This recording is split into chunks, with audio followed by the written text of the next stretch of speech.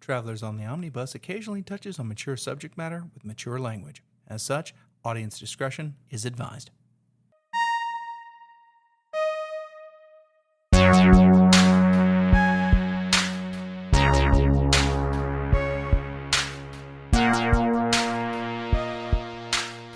Oh, wait, I'm hosting. Hey, everybody. Welcome to Travelers on the Omnibus, a field trip through nerd and pop culture. My name is James McCarthy. I'm Brady Davis. I'm Jody. I legitimately forgot. You all. I legitimately forgot I was hosting You this almost made Brady do a spit take. I did. He had a mouthful of monster energy. This is we're already Calm down with that. We're already starting out downhill, and all I see is a fucking ravine. Yeah. There we go, ladies and gentlemen. Who knew that Ethan was the linchpin? The linchpin that held us holding us together or holding us back. Yeah. Oh yeah, Ethan's not here, so I can't do this joke. I apologize for the silence. I was trying to think of what to say. So, I mean, it was just been the whole it episode. It can apply at certain points, I'm sure. Yeah, well, dude, now we know he's not here, so it's the way it is. So problem solved. Don't worry, we got another one. Pounded by the butt, pounded by the butt, pounded by the butt, and I can't. It goes on like 6 more times. That's not the full one, but I stopped it halfway on the other one. Well, I think that's all you need, really. Yeah. I think the name of that book is actually Pounded in the Butt. It's Buttception, pounded in the butt, pounded in the butt, pounded in the butt. Mm-hmm. So I didn't want people to be misled. Didn't that guy just like keep spamming weird shit until he became a legitimate author? Or am I thinking of somebody else? He was a legit author, but then he just did that for a bit because the Sad Puppies, who were a bunch of science fiction writers that didn't like how woke the Hugos got, tried to use him as and got him nominated for a Hugo. At which point he then turned all of his ire against them and has become a hero of our time. Yes. Ladies and gentlemen, we are speaking again of Chuck Tingle. You know what? Ladies and gentlemen, our next inductee into the Travelers on the Omnibus Hall of Fame, Chuck Tingle, for his just being Chuck Tingle. That's all you got to be, brother. Yep. So there you go. So I forgot who else we added. Right. It was something funny as well. It's been a long time. There you go. Yeah, I didn't write that down. No. Yeah, and me, I'm the one who's supposed to, and I didn't. So there you go. We'll get it straightened out when we get like the actual Hall of Fame building. Built, you got to have that first, really. Yeah. Otherwise, you're just the WWE at that point. Yeah. Censored. I might cut that just because it's a dour note. Censored. WWE had one in Times Square when they had that store in Times Square. That restaurant. Yeah. Yeah. The UFC ones, they don't censored. Why you got to put BJ Penn on fucking? Because it's sad. It's fucking sad.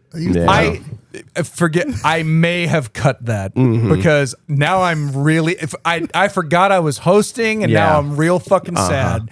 I don't know how to fucking deal with this right now. Bring down the energy. There you go, Brady. For downing the energy, continue with what you've been up to for the past week. Okay, so I started a new book because there's a book club thing that the Orange Grove Library does that I don't do all the time. I don't read all the books. I just, when there's one that interests me, I read it. It's like an LGBTQ themed, but I got on the emailing list so I can like kind of, what's the word? Broaden my horizons, read some stuff that I wouldn't normally read.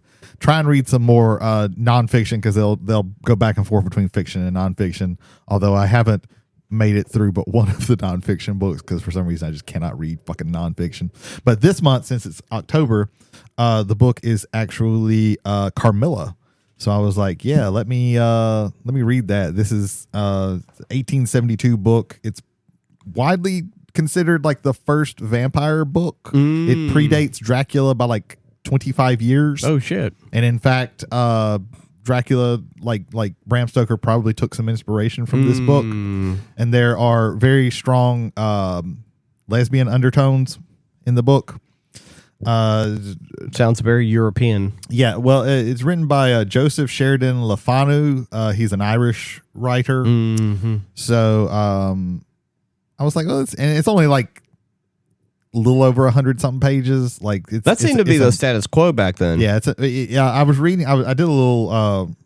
Was reading just a little bit about it, like browsing through the wiki, and it was first like, and I think like most of the books in that era where like it was first published in like a newspaper type thing. Sure, like right. A little piece at a time. Right. Most of Dumas's books were done like that. But I'm not too far into it. It seems to be fairly easy to read. it's completely through the point of view of this young girl. It's like 19-year-old girl who lives in like a kind of castle in the middle of nowhere with her dad and some staff and like a governess and stuff like that.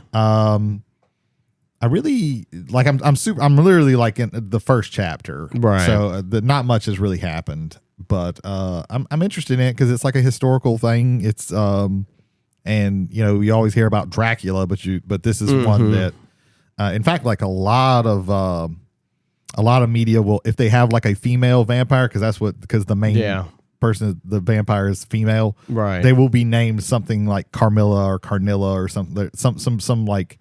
The Netflix Castlevania has it. I want to say. Well, I mean, Castlevania has Carmela. Like she's in. Oh yeah, she is in one of those. Well, no, she's in a few of them, but her first appearance is in Simon's Quest. She's the mask one. There's only 2 boss battles outside of Dracula. I don't even consider Dracula a boss battle because you just throw Eternal Flame on him immediately and he just dies. Yeah. But you have Carmilla, and she's and I love her attack as a fireball tear that comes down and then shatters in pieces. I thought that was very good. So yeah, but that's where they get it's not even an inspiration. They just like, oh, Carmilla vampire, just boom. Yeah, because I believe at some point in that she's wearing a mask or there's a masquerade. It's possible. I haven't really gotten to a point. My apologies for spoilers. If I've done that. She hasn't been. There has been an encounter that the girl recounts, like when she was younger. Like this woman, like she wakes up at night, like she's like 6 or 9 or something like that, and she wakes up, and this woman is sitting on her bed. She kind of lays down beside her, and she falls back asleep, but then she feels like a piercing bite in her, like right above her breast, and freaks out, and people start running in. Yeah, of course. And everything. That's the only little bit that I've seen of, and the woman disappears. Yeah. So that's the only thing that I've seen of her. So I haven't made it. I haven't made it very far. Gotcha. But like, there's that. I want to say one of the main antagonists of Vampire Hunter D, Bloodlust. I want to say the woman that they meet, her name is Carmilla or Carnilla. Probably. But it's been a while since I've seen that one. If you look through, things where people are using vampires, those are the 2. It's Dracula, especially those like movies, like those 70s Hammer vampire films, like Vampire Circus and all those. If they're using a male vampire, it's Dracula. If they're using a female vampire, it's Carmilla. So I'm really looking forward to finishing that. I probably will have that done because, like I said, it's just a little over like 100 pages. Right. So there's that. I got the physical copy of the Cosmere RPG, the Stormlight books. Nice. And all the other junk that I got with it, because I got a whole bunch of stuff. Right. It's the source. There's a source book, then there's the actual player handbook, and then there is a campaign. 2 more adventures, a little smaller world guide type thing. I see it as more of, hey, if you're not familiar with this setting, this you can just flip through this and kind of get the gist of how things work in the world. Right. Tokens for like grid for playing on a grid or something like that. Maps for all the stuff, for all the adventures and all this stuff. Yeah. What else did I get? A GM screen, dice. And then 2 decks. One is like an item deck, and then the other one is they call it a plot deck, but it has things like, here's things that you can throw out for conditions. If they get this condition, it just tells them what the condition is. There is, and some of these things have, and some of these cards, like one of the things that you do when you go into combat is you either choose to act fast or act slow. If you act fast, you only get 2 actions worth of to do, but you go before pretty much everything. And then it's like the fast PCs, fast NPCs, and then slow PCs,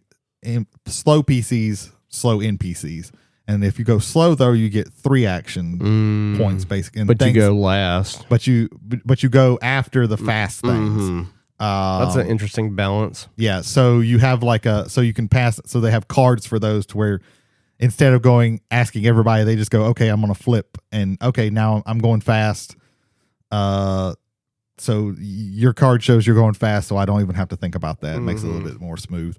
And there's also one of the main mechanics is what's called the plot die, where it's an extra D6 that the GM can ask you to roll during to basically like really important situations and stuff like that. And two of the sides will add a complication, which is a negative thing. It's kind of like how the Star Wars Fantasy Flight RPG would work. It's very similar to that, where there's a negatives and then there's a positive, but the negatives also will like add to your roll. So there's like a complication, but it adds 2 to your roll, and a complication, but it adds 4 to your roll. And the decks come with complications and on the other side is opportunities, and these are positive things. So these are like, okay, I don't know what to do. Let's just flip the top card, and this is what you get from your opportunity or your complication. And these are basically things that you can like spend to do extra things. So that's one of the things. It's a really cool system. It's a lot. I've been flipping through it a few times, just trying to get the gist of it. I've already looked through the PDF, but flipping through the actual book is a little bit easier. But yeah, for those who know about it, it's a really cool world. The world of the Stormlight Archives is really interesting. The fact that there is like the magic system is basically like tied to like story progression. Like you actually do things in like story wise too, because it's your powers are, if you get powers, and you don't even have to play with like a person who gets powers, but there is like a whole thing about how to do that, where you swear oaths basically, and you live up to these certain ideals, and pretty much every different class you could almost think of when it comes to the magic stuff, it has different ideals that you have to like work towards. Like the most common one that you see in the books are wind runners. They can fly and they can make things stick together. Wind runners, their thing is I will protect. So their idea, and they have like in their tiers, there's 5 ideals that every order needs to speak to like get stronger. So they have a whole mechanic of like setting people up to speak those ideals to progress like that. So it's not as tied to much as, okay, I have this much experience, I leveled up, so now I get this thing. With those, you have to do like you have to like play your character in a certain way. Right. So that's interesting. But they also, like I said, they make it, if you don't even want to do those things, there's a lot that you can do, because like when you start off, you basically like pick what they call a heroic class, I think is what it's called. A heroic path, where it's basically gives you a number of trees that you can go down so it's pretty crunchy, I think. I'm looking forward to it. I'm definitely might eventually run some kind of game of it with everybody, but I'm definitely going to do it for, the people in our friend group who are more familiar with. Oh yeah. Because I think you can get some stuff from it, but with not knowing anything about the setting or anything like that, but you're definitely going to get the most out of it from having read the books and be familiar with the characters and things like that. I'm definitely down to play it. Yeah. There's a really, really cool, the last thing I want to talk about this is there is a really cool adventure. Basically, it's called a level 0 adventure called The First Step, where you start with a blank character sheet. Everybody starts with a blank character sheet. And because you and I have talked, I love this format. And you start with this blank character sheet, and the GM puts you in a scenario and says, okay, this thing happens. These people attack. Here are your choices. You can do this. You can do this. You can do this. You can do this. And depending on what they do, like, okay, I'm going to run and get a weapon. Okay, what weapon do you choose? Every choice that you have adds something to your character sheet. Oh yeah. And as the GM, when you do things, there are also things on a little sheet that I have that I'm marking down to kind of keep, because you might, because the way the magic orders work is you make a bond with what's called a spren, which is basically, just think of a physical manifestation of some concept, be it honor or the idea of cultivation or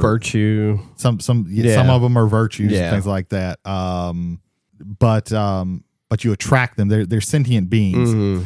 Like part of that is like, okay, you're doing hey, maybe okay, let me mark this down. So now you're more likely to attract this type of sprint. Right. And with that, it's cool because you can have it basically where people are doing two different characters where, okay, you're playing your character, but you're also playing Jay's sprint that he's bonded. So they don't have to, so Jay doesn't have to just basically role play himself. Sure. And you don't want and the GM also doesn't want to have to role play an extra Everything, thing. yeah. Wraith the Oblivion had something similar where you played your ghost, and then somebody else played your specter, which was basically trying to tempt you to basically do so that you'd be dragged to the Oblivion, which I like that because it engages a bit more creativity at the table. It makes people more considerate of other people's players and how to interact more. That one is a more antagonistic relationship.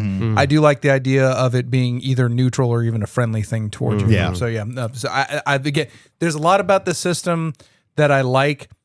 My ignorance of Cosmere in general, I will probably not play it. Yeah. And it has nothing to do with the runner or the again, because the systems sound fascinating to me. Yeah. It's I don't have the desire because I tried the Way of Kings. This is something I tried the Way of Kings. I got like 30 pages in and I was done. Yeah. And no offense to Brandon Sanderson, from a mechanical sense, and this feels like damning with faint praise, but I think he is a very good writer. It's just that I didn't care about what he was writing about. Yeah, that is most people like if they don't get into it, it's because like the Way of Kings. There were times like I love Brandon Sanderson, but the Way of Kings was very hard in parts. I think it pays off towards the end, but I'm not also going to like get mad at somebody because they couldn't make it 800 pages in before it really starts like coming together and paying off. I think I'm not of it, ever going to tell somebody that, Again, I think of it the same way I think of the Final Fantasy 13 argument of it. It really opens up after 25 hours. It's like, please. Yeah, I'm not ever going to tell somebody that. Yeah. And then it only opens up for 3 hours. But I think maybe when the Mistborn stuff, because the Mistborn stuff is an easier to understand world, and the powers are more like, okay, they're like those powers are just like you were inherently born with them. That might be something that is easier for you to get into because there's less. There is so much going on in the Stormlight and on the Roshar, which is the Stormlight world. But in the Mistborn, there's still a lot going on there, but it's easier to like explain to you. You know, isn't he also like he's working on multiple series at one time? Yes. Like he's currently, like I saw a video he did not too long ago where he was talking about his update video where he's like working on this other series. Yeah, his main thing I think right now is the third series of books that are in the Mistborn world. Because the first one is like that takes place in more of like a traditional fantasy old timey setting. The second series takes place in more of like a 1900s world, right, with a lot of that technology and stuff. Yeah. And then this one, I don't think it's going to be futuristic, but I think it is going to be close to that, right, because every time he jumps forward, like the time jumps quite a bit. Dude, I saw I just want to say this. I saw this video recently where he was on this like panel they were doing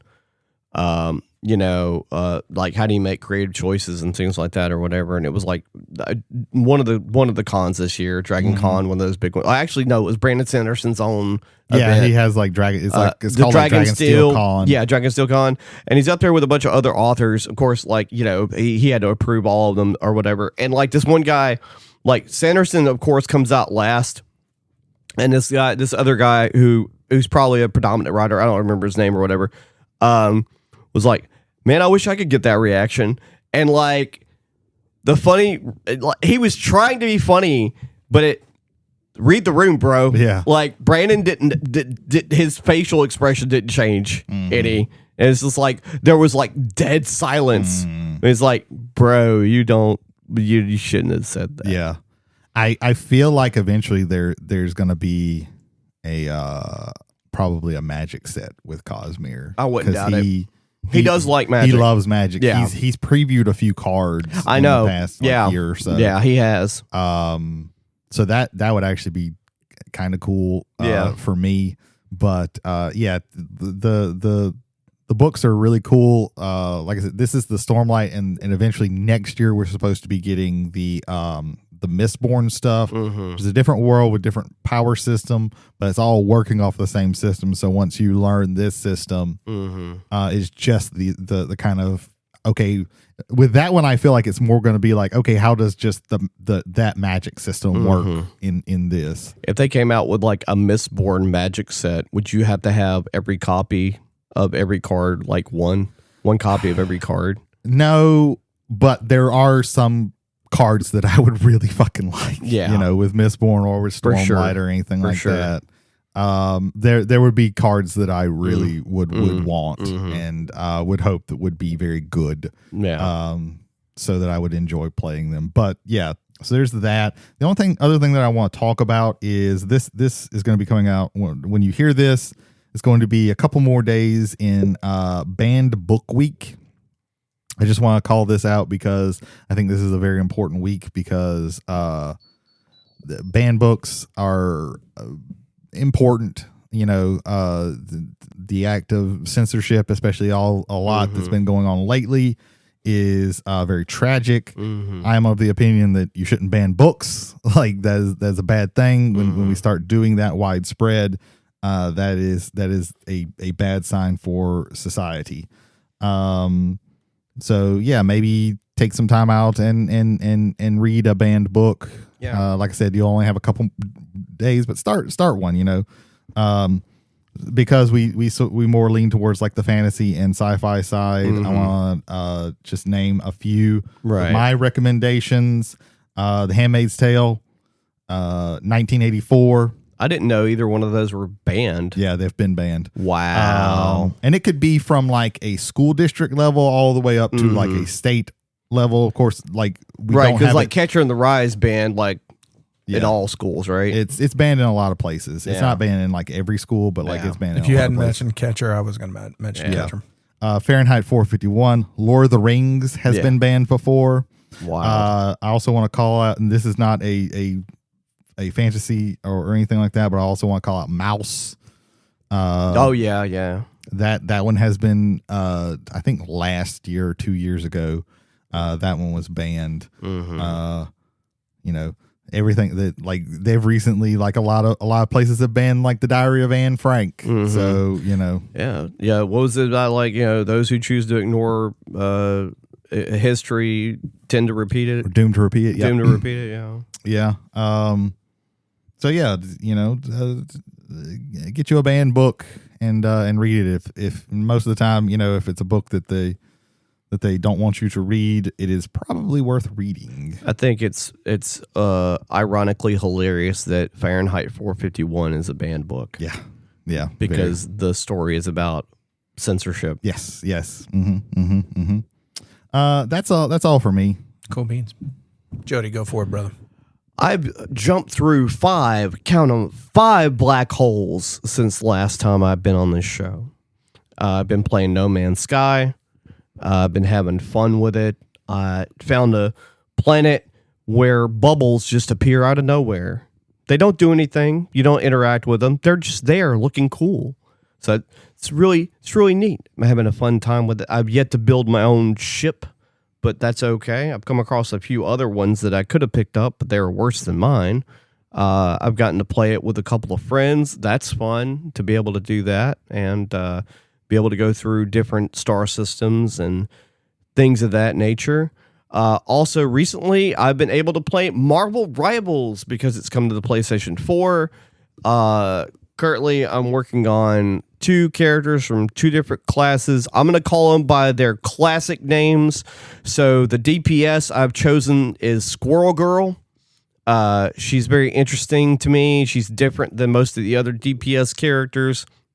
She has a basically like a double jump move you can do where you jump normally, and then she's got like a boosted jump where she can get really high.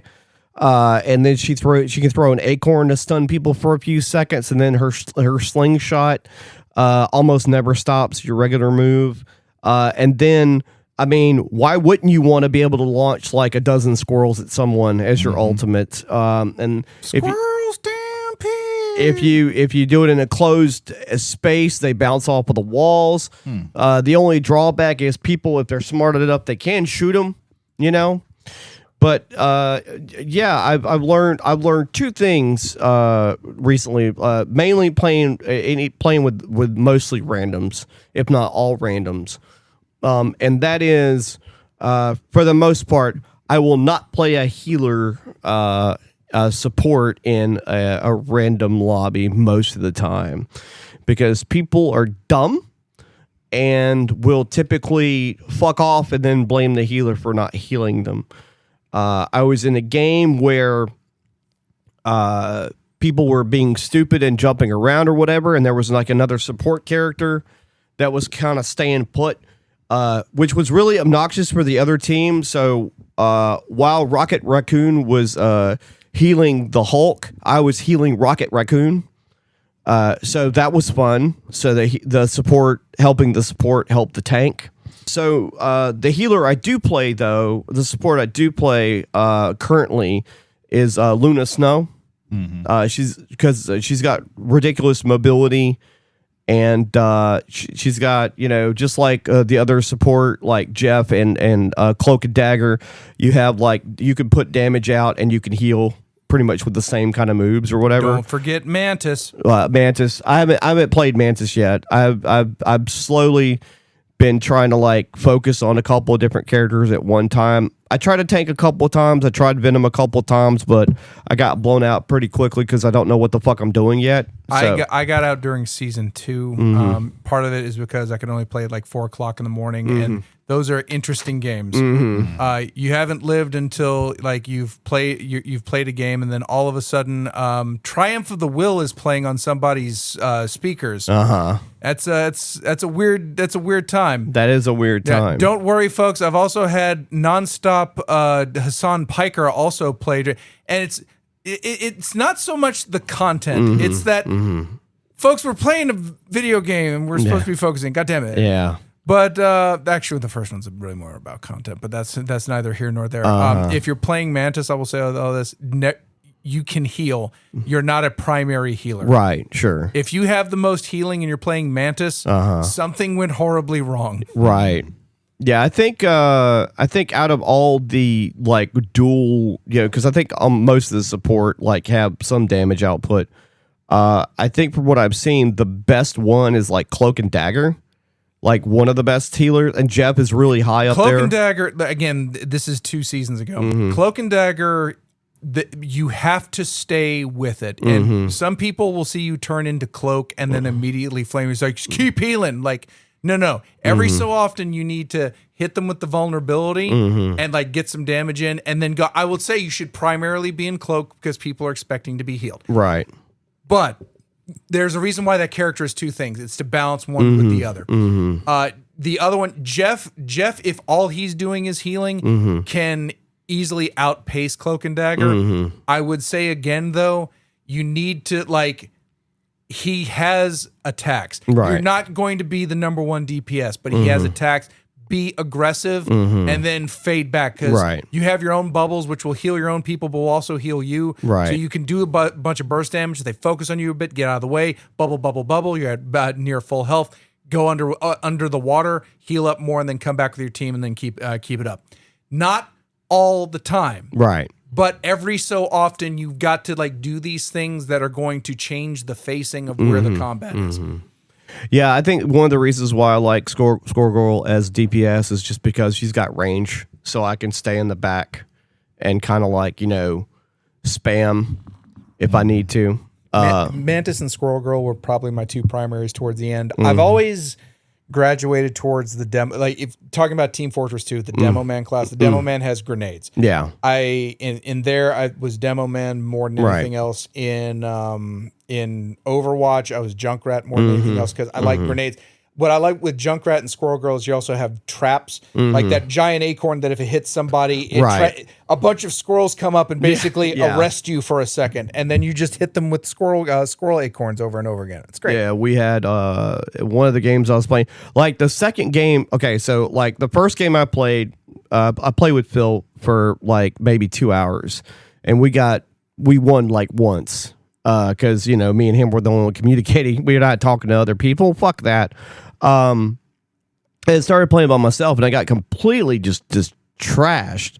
And I watched one video by a guy, I can't remember the channel name or whatever, and I watched a 20-minute video on like the tech on like how to play Squirrel Girl, and it was like very informative because it was like, do this in tight corners, do this when you're out in the open. And the first game I played after I watched that video, I got like a 6 kill player streak, and then I got like another 5 kill player streak after that. And then I won subsequently won like 3 games in a row. I say I won because most of my team sucked, and I was pulling most of the picks, as it were, as the kids like to say. But yeah, I've been having fun with that, and I watched a movie. I've watched more than a movie, but it's been 2 weeks, and I don't remember everything that I've seen. I watched a what I would like to call a seminal classic, even though it came out earlier this year. That's right. I watched the James Gunn Superman movie. Mm-hmm. Oh, so all 4 of us have seen it now. Yeah, sweet. So maybe we can talk about that in detail. I'll go over it, though, real quick. I liked it a lot. I thought it was good. I would say, as far as like, if I was giving it out of 5, I would give it a 4. I'd give it a strong 4. It's not a perfect movie. It's really hard to get that, I'm not going to give them a pass, but I will say for me personally, outside of Superman 1, especially Superman 2, the 1977 and 1980, whatever that second one came out, it's the best Superman movie since those, like in my personal opinion. That's how I feel about it. I think they did a phenomenal job. The plot maybe might have been where I was kind of wavering a little bit, because that was just a little. They went a little like they went not cosmic, but you might as well call it cosmic with the angle that they went with it. But I was along for the ride. It was a good popcorn movie for sure. The movie within itself made sense. Everything in the movie made sense. I think they nailed Guy Gardner 100%. I did like the little touches they did with like how he used the ring, especially in that one fight with the that was great. So yeah, overall I thought it was good. I thought it was a good experience. Enjoyed it. I'll probably go back to watch it again, maybe one time, but I don't think it's going to be a James Gunn movie that I go back to multiple times, just because I don't know how much I'm going to get out of it after like a third and fourth viewing kind of thing. Like out of a second viewing, I'm going to be able to pick a couple of things up because I'll have knowledge of the movie. But going back to it, I don't think I'm going to go back to it as much as I'm saying going back to like Guardians 2. I think that's the one I've watched the most from James Gunn as far as the superhero movies go. But I've watched Superman 3 times now. Once in the theater and twice at home when it came on to HBO Max. Yeah. There has not been. I think it eclipses the original Superman. Do you? I have not felt that good in a movie theater in a long fucking time. I did feel good watching it. That's another thing that, for a superhero movie to get me emotionally is rare more nowadays than it. Because there were quite a few moments in the end of the Marvel run before we get to the end game where they tugged at my heartstrings quite a few times. Yeah. Like the original Black Panther movie was very emotional for multiple reasons. Even before the untimely demise of Chadwick Boseman. But yeah, Superman was really good though. I really liked it. All the characters were believable. Oh my God, they actually managed to do something with Jimmy Olsen, which is something that they've never really done in any of the movies ever. He's just kind of there. Yeah. Miss Tessmacher wasn't just someone there. Right. Also true. They used her in a better angle. They utilized her. Yeah, they utilized her. in a pretty decent angle. So yeah, all the characters mattered. There's some superheroes that they use that normally you wouldn't, like, most people probably didn't know about Mr. Terrific. Yeah. So James Gunn is really good at taking these like kind of niche characters. They're still like some people know, but not like they're not super mainstream, and making them be like, okay, you're gonna care about this person. Yeah. You're gonna think that they're really cool after this. Yeah, even when they he took Polka Dot Man, and the character in the movie started out as a joke and then mattered later on.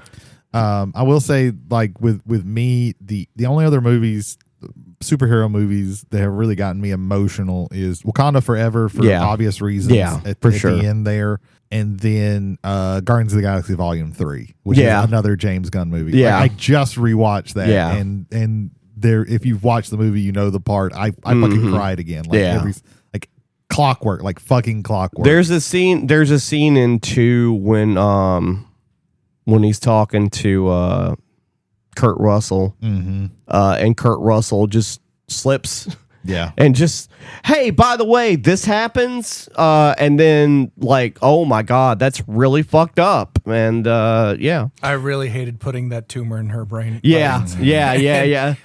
And all credit to Chris Pratt. Chris Pratt too. Like, he turns on that immediately. Oh yeah, on a dime. Like the timing on that was perfect. Yeah. Now wait, blah blah blah blah blah blah blah blah blah blah. Yeah, and I saw that in a theater, and so like when they were in the fight scene, and Chris Pratt turns into Pac-Man, the whole theater lost their shit. They also lost their shit when he goes, "I'm Mary Poppins, y'all." Yeah. That was also another emotional moment later on in that movie as well. We need Michael Rooker in more things. Oh yeah, he's an amazing actor.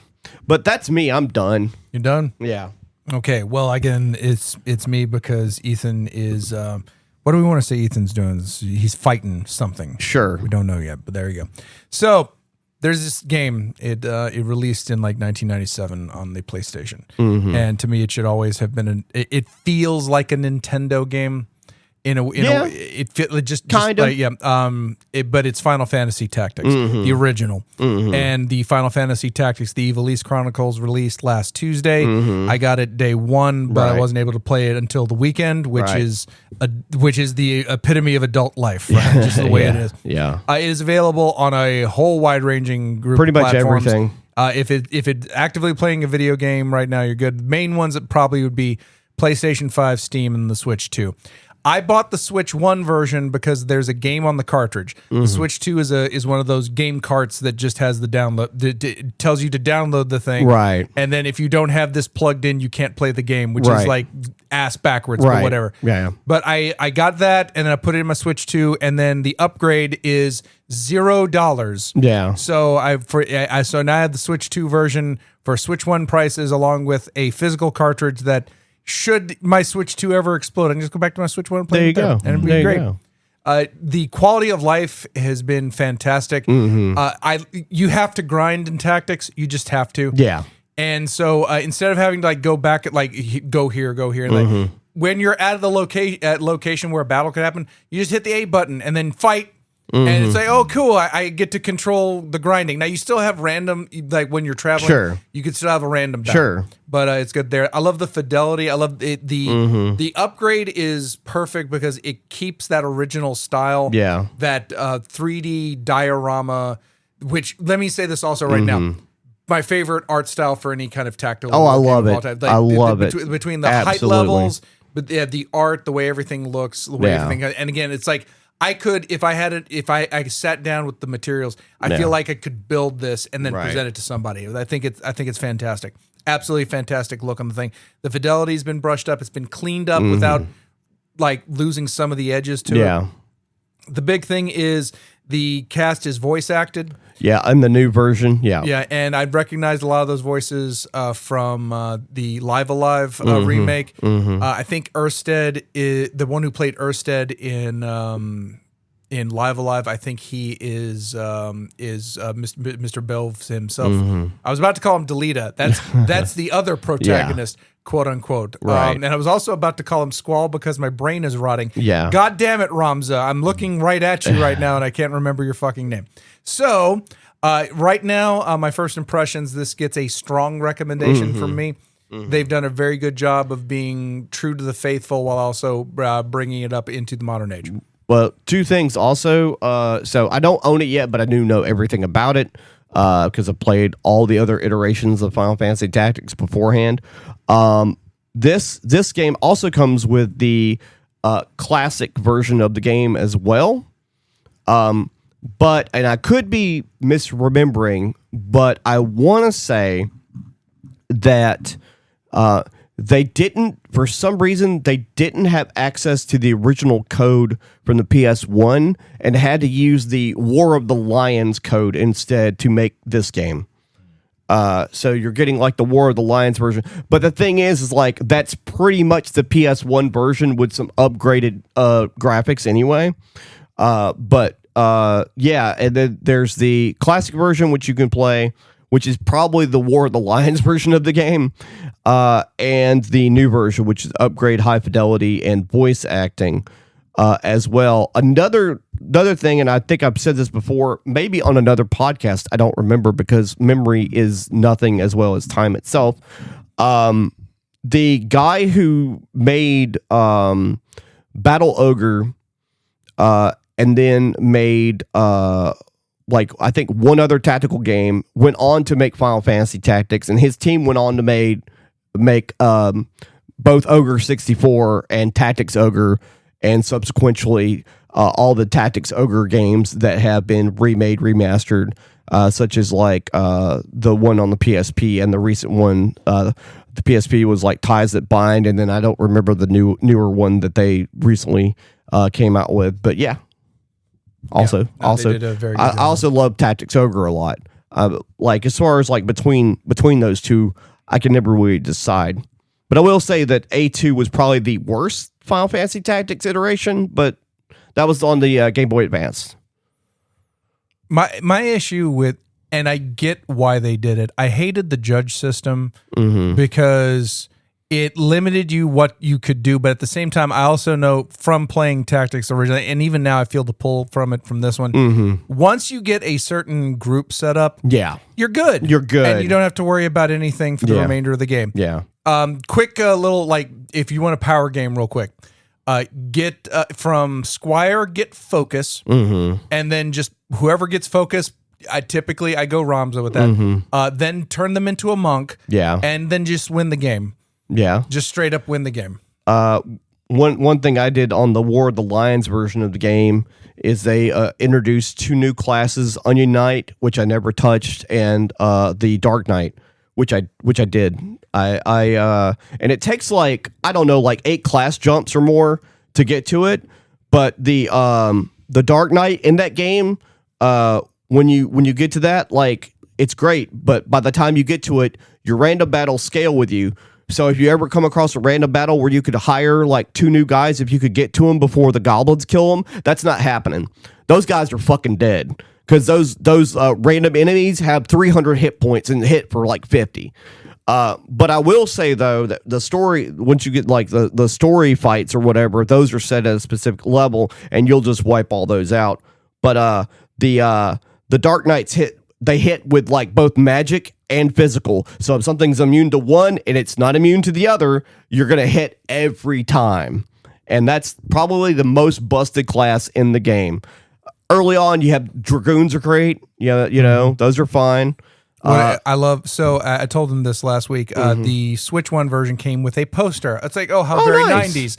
And it shows you, like, okay, to get this class, you need to get this. Oh, that's cute. Except, some of them lead to question marks. Oh. So it's like, motherfucker, game facts still exist. I can look online. The internet still exists. Just show us the line. I can look just online. Show us what to do. No, that poster was 90s as fuck. It just was. I know I needed to be a ninja first before I could be a dragoon. I know that shit. Subscribe to Sony Play Online to be able to figure out what the rest of this Call is. 1-900 We'll send you the rest of the poster.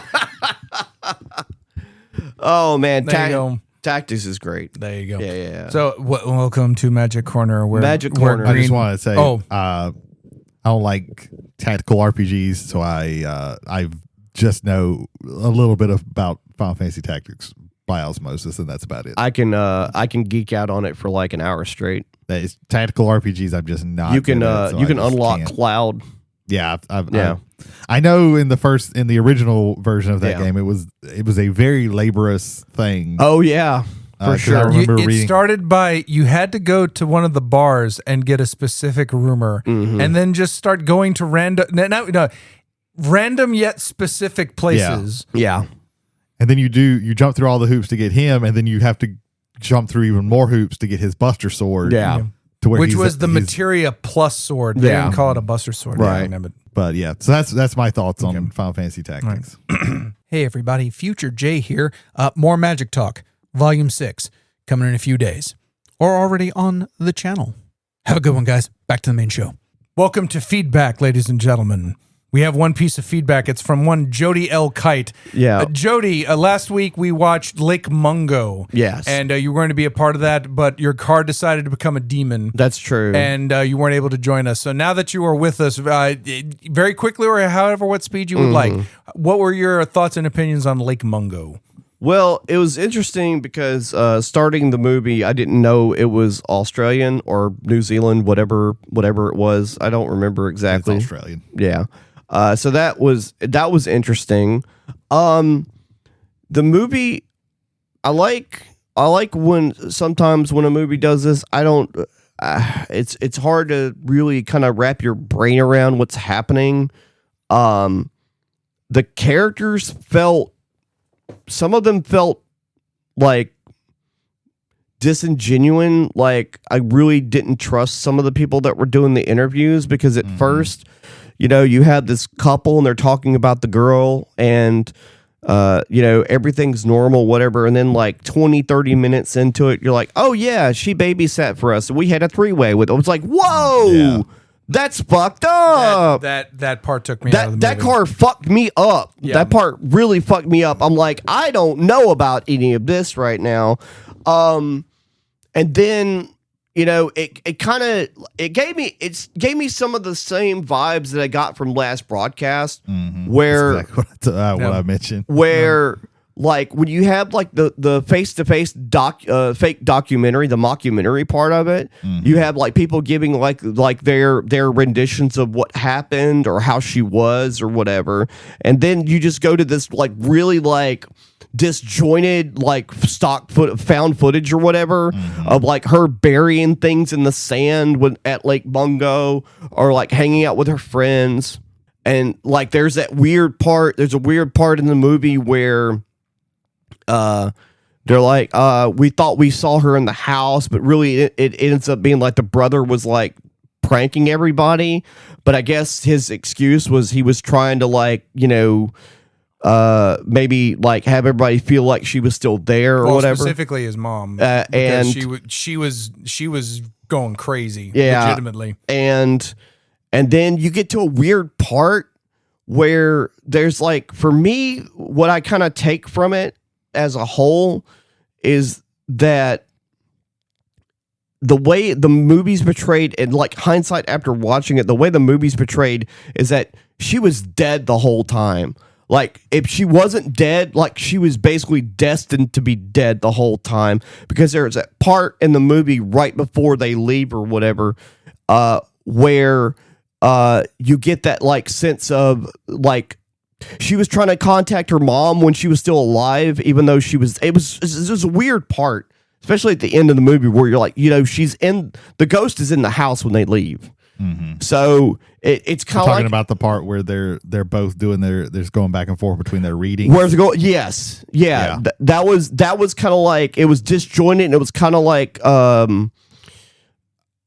it was hard to put together, but I kind of try and like figure out like, was she trying to communicate to her that she was gonna be there even after she wasn't gonna be alive anymore? Like what was happening? So that's that, and what I took away from it was like, it was strange. It was okay, and I put it in the mockumentary category. I guess I would do that for Last Broadcast too, more than a found footage movie, because there wasn't really a whole lot of like the found footage parts that were interwoven. They used that very selectively. But yeah, it was a different concept for sure. Like I didn't come away from it angry or anything like that. It definitely wasn't mediocre. It was really, really out there though. And I've seen a lot of really out there things, and for a mockumentary, like I said, like the best thing I could compare it to would probably be like Last Broadcast. Outside of the hokey ending that Last Broadcast has, that movie's got a lot going for it too. That ending would be better if they shot it like actually shot, instead of having him digitally just appear behind. They should have not done that. They should have just had him. I wonder if they had shot it and the shooting didn't look right, and they needed to do something quick, and so they did that. Yeah, it was a very strange choice. But yeah, it was a sad movie, like Mungo. It was a very sad movie. I think that's another thing, like the tone. I think they nailed the tone. Yeah, like the tone just feels like it's just like an ongoing droning of like sad and depressing, you know. And it's just like always there's more layers of like why everything sucks, you know.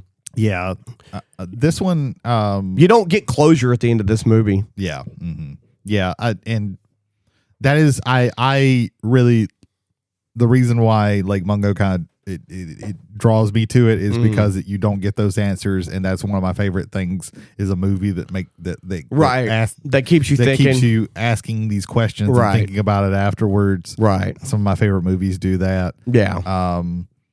A movie that is similar to that I don't think you've watched is Poughkeepsie Tapes. I've heard of it. That is also a mockumentary style, but it's way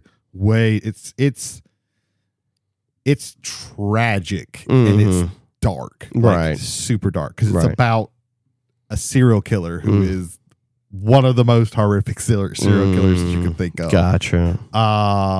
Like really, really rough. Yeah.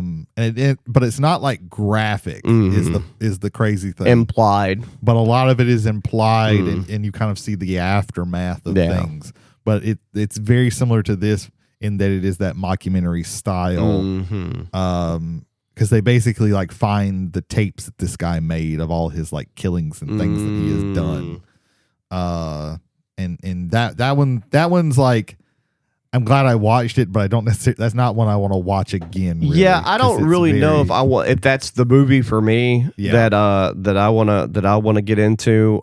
Maybe when I was in my 20s, like I was on a tear for a while where I was watching shit like that, like Henry Portrait of the Serial Killer. Yeah. Like just to let the audience know, like I'm not cool with serial killers, but there was a point in the 90s where everybody in America was like really obsessed with them. Yeah. Like Time Life had a book series on each one. There was one on Ramirez. There was one on the Cannibal. Yeah. There was one on. So Ryan Murphy has a Ed Gein TV show that's starring Charlie Hunnam. I saw from the trailer, from the Sons of Anarchy. I think I saw the trailer for that, and I was like, no. One of the actresses in the movie we're going to be reviewing later was in the spinoff The Mayans.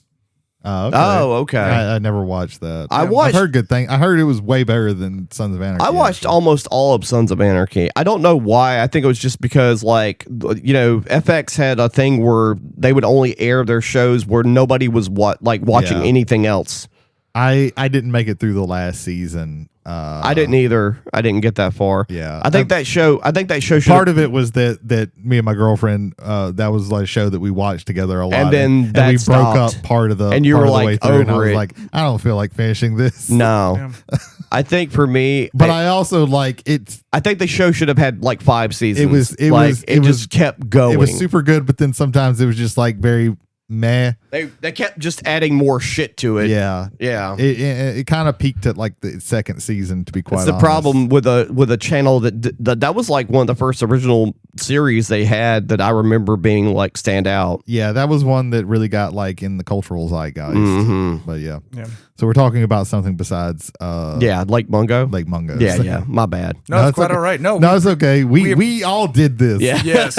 Yeah, there was a lot of stuff to relate back to with a lot of things. That's true. But Yeah. For instance, last no. thing, Sons of Anarchy, one of the actors on that show, Taylor Sheridan, who would go on to create Yellowstone and The Tulsa King and Landman. Hell or High Water. Hell or High Water. He wrote Sicario. He wrote Hell or High Water, Sicario. Yeah. I think he also wrote Wind River. Yeah. Which are all three He's about to do very good movies. He's about to do a show set in New Orleans with Samuel L. Jackson as the lead, and so I'm kind of they sort of I can't remember the name, like backdoor piloted in the latest season of Tulsa King. Is this your snake? Is this your fucking snake? I will explain that at a later time in the future. Ladies and gentlemen, we thank Jody Kite for his feedback this week. If you would like to leave feedback on this or any of our previous episodes, email us at travelersontheomnibus@gmail.com. Again, that is at travelers, 1L on the omnibus @gmail.com. Jody, from whenceforth can they get in touch with us? Spotify. Yes, take part of any of our polls on this or any of our previous episodes where the polls are still active, and also leave a comment on any of our on episodes, this or any past ones or any future ones if you are a time traveler. Ladies and gentlemen, as always, again, thank you for being passengers on the bus. If you'd like to share this experience with folks that you think might enjoy it, we're available on Spotify, Apple, Amazon, YouTube Music through our YouTube channel, Travelers on the Omnibus, and iHeartRadio. Ladies and gentlemen, let's do one night at Frankie's. Oh, I thought it was The Wicker Man. Yeah, not the bees. Our topic tonight was suggested by a passenger on the omnibus. One Lionel Clark, my cousin, nepotism, messaged me and said, y'all should review Willy's Wonderland on the show. It's a quintessential masterpiece. And he didn't say that. He just said, or did he? Did he had some There's the superlative. word masterpiece was in The word masterpiece was in there. I may have blacked that out. So there was a superlative. That's all that I remember. There's a superlative. superlative. There was a positive superlative. That's all that I remember. Yes. So there's that. Yes. There's that. Okay. So I just want to give a thank you to my cousin Lionel Clark for our last ever passenger suggestion that we will go with. Don't read anything into that. Read into the laughter that Brady is engaging in right now, but don't read anything to that. I'm just saying. I will. Here we go. Traveler's request. With it being the scary movie season, please consider reviewing Nicolas Cage in Willy's Wonderland. It is a cinematic masterpiece. See, that's what we did it wrong. I should have just watched this movie to pay attention to Nicolas Cage. It's just been a Nicolas Cage. That's my fault. Portrait of an artist, Nicolas Cage in Willy's Wonderland. There you go. This was a movie. This was exactly 90 minutes long. Yeah, Sir, yeah. 88 It minutes. was 88 minutes. Yeah. When I saw that, I was Tubi like, lied to me then. Yeah. Oh, no, it's 2 minutes for the buffering. Uh-huh. There you go. Why are you flipping me off? You were scratching your eye with your middle finger and flipping me off. That's what happened. I'm going to start by talking about anything besides the movie. I appreciate watching these movies that have ads on Amazon Prime because they have one ad at the beginning. Yeah. They have like an ad break about 30 minutes in, and then Right. they don't have any other ads. See, that's why I like It's like 2.5 minutes a piece. Max with ads is also like that. Yeah. A lot of the movies will be like, okay, there's one ad break and then that's it. Yeah, I'm and on they the- make sure to get it early so it's not you're not like they did the same thing Break with like the Mongo, immersion. Yeah. where before it really got into it, like they had the ad break. I'm on the Disney Plus ad tier, and yeah, it's the exact same way for a movie. You get 2 minutes at the beginning, and then you get the whole feature. See, I think that's yeah. what they should always do. I'd watch 5 minutes before the movie because I Well, could just. and specifically for a movie, I would watch because, if I knew that there wasn't an ad break. I would watch 5 minutes before the movie. Right. but specifically for a movie, we're trained because of trailers at movies that all the ads are up front, Right. and then product placement in the movie. But all the ads are up front, and Yeah. then boom, you go into the movie. Like, so, okay, that's fine. The atrocious nature of these sites that have the ads with whatever you're watching is when you're watching anything that's made for television or a series, because ads will be like every 3 to 4 minutes. And yes, we still haven't started talking about this movie yet. So I want to talk with whenever your first whole minute of your movie is all of the production companies. There was a lot of that. That always gives me pause. And Man, then I did not even pay attention to that part.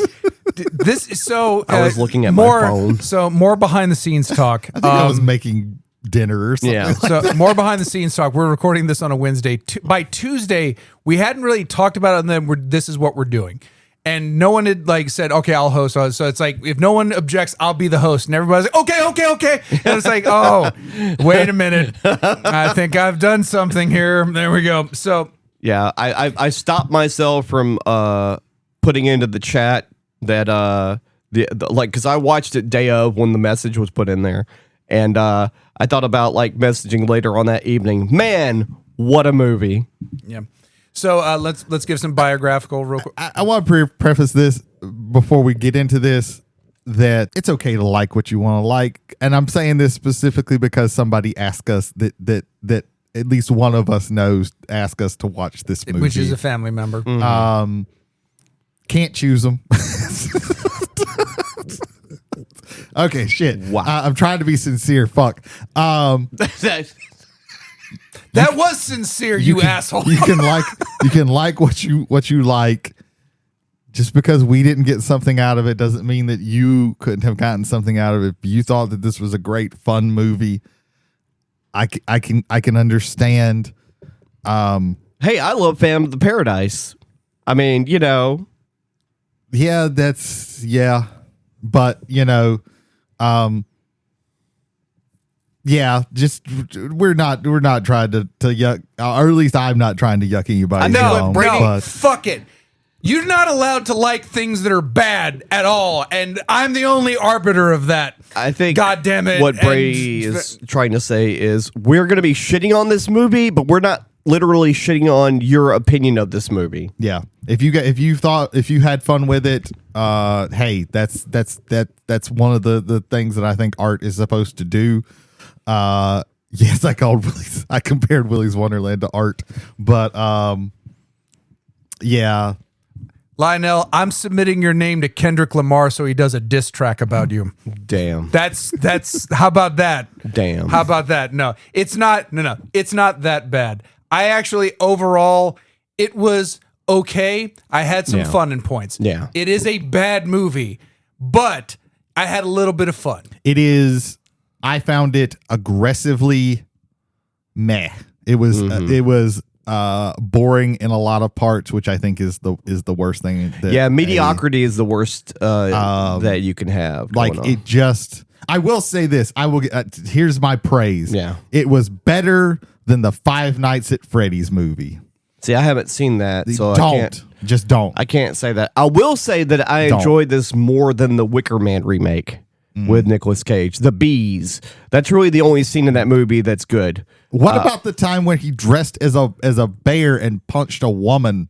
Well, in this I blacked out everything from that movie. Well, in this one, he's beating up things. He's like that are running dressed down a as trail animals. and just cold lays cocks her, a woman just out. boom. There's as he's so running. much non-things that happen in that movie that I've forgotten about true. any of the actual To be things fair, that happen. that and the bees are the only two parts that That's I fucking it. remember. There's one thing, I want to say this now before it leaves my brain. There's one thing that I found, I wouldn't say hilarious, but enjoyable. And that is taking the 5 young adults trope and basically turning it into what it usually happens in horror movies, where you have like a bunch of either like late teens or people in their early 20s, and most of them are either pretty dumb or like way overly sexually active.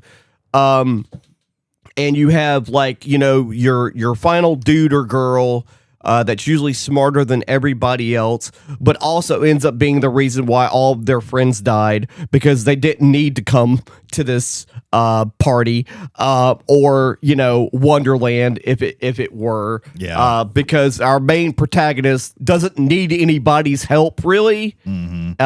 And none of that is explained, and that's fine. Yeah.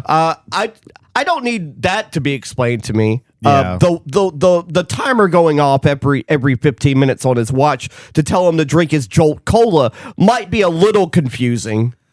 The way I interpreted that is the guy told him to take breaks, so that's what he does. But the watch goes off in his car before his car gets blown out. Yeah, it's something And to then do he with drinks his soda. Where are they like? They're purple. What are they They're called? like- They're called Punch. Punch. Yeah, Yeah. they're Okay. like Jolt Cola. I think it's probably. I feel like it's like a The thing on Four Loko? a Popeye Yeah. Spanish type thing. I think that eventually what it becomes. I don't think the dude sleeps. Yeah. I don't think he ever. I think he just like every so often he has to like he knows that he has to keep amping up with energy drink. Yeah. To stay awake. They used the cheapest off the shelf black hair dye on Nicolas Cage for this movie. Oh, that beard at the beginning was fucking off-putting. Yeah. It literally looked like they just took brown paint and just brushed it on him. So I love Nicolas Cage, but a little bit of inside baseball with him. Every time that you've ever seen him, he's wearing a toupee. Mm-hmm. Every single time. Yeah. He has never not had a toupee in any of his movies. Yeah. Even Raising Arizona. Maybe not that one. Yeah.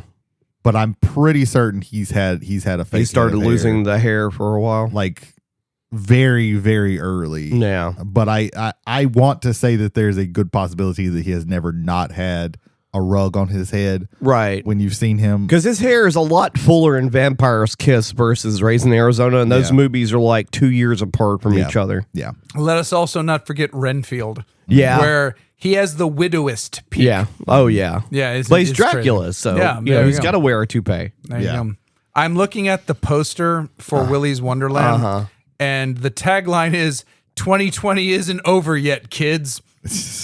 Jesus Whoops. Christ. That is some prophetic language right there. I'll tell you that Yeah. right So- now. It still isn't. Yeah. We're not going to go over being the honest. whole movie, but I will like to set it up if I may. So Nicolas Cage just in the credit scene known as the janitor. Yeah. Is driving on this like backwoods road, and all four of his tires get popped through like the old fashioned like car jack thing. They had spikes. They had stop sticks Yeah. out on the road. Yeah. And runs and then immediately a tow truck shows up, and this rednecky kind of guy that's chewing on a Slim Jim. It doesn't I look think like it's supposed to be a I think cigar. cigar. It's not a cigar It's though. not a cigar, No, but it's not a supposed to- cigar. Yeah. And I wonder if the actor's like, no, I don't smoke. Okay, here's some beef jerky. Here's a beef jerky Here's a beef stick. jerky. He goes, oh man, that I'll looks be honest, if you want to be honest, the dude who pulls out a cigar later, that cigar looked weird as fuck as well. I think that was an artistic choice to make everything look off. everything Maybe. definitely looked off. Maybe. Like Granny Sheriff was just weird. Yeah. Yeah. Granny Sheriff was not just weird; her character was inconsistent as fuck. Yeah. So like he takes him to his garage. In many ways, this movie is the Rosemary's Babies of Five Nights at Freddy's movies. He's like, it's going to cost you about $2,000. Sorry, I don't take cards. We only Yeah. take cash. Yeah, but we got an idea for you. But I know a guy. yeah, and that guy's name is Tex McAdoo. Like the state. Yeah. As in case you thought it was Tex, like the food style, which is short for Tex-Mex, which is short for Texas Mexican. Our main character that's not Nicolas Cage, the final girl. I'm just going to fucking say it right now. Yeah, Liv. I don't know her name. I'm just going to call her the final I girl. heard her name enough. Her name was Liv. I know the janitor, and that is the only character. Yeah. You remember Tex McAdoo? I remembered it after you said it. Okay, there you go. But no, Liv Hawthorne, played by Emily Tosta. I believe, again, she's the one that I believe also has credits in The Mayans, which is the spinoff of Sure. the Sons of Anarchy show. Yeah. She's caught by her adopted mother, I guess. She's caught by the sheriff. We don't yeah. know anything about Right. that because she's trying to burn down Willy's Wonderland. Right. My note at 7:51, she's trying to burn the place down. The sheriff catches her, brings her to a trailer, and handcuffs her to the radiator in Yeah. the trailer. And sheriffs don't do that. Yeah. They put you in jail. So it's like, my note here was like, if they are related, how? Yeah. Just how? None of this. We had 70-year-old granny sheriff and Latina ne'er do well. Yeah. How does this related? You We don't know. find out later that the entire town has decided to be part of some sort of like satanic The packed. entire town, which is exactly 5 8 people. Yeah.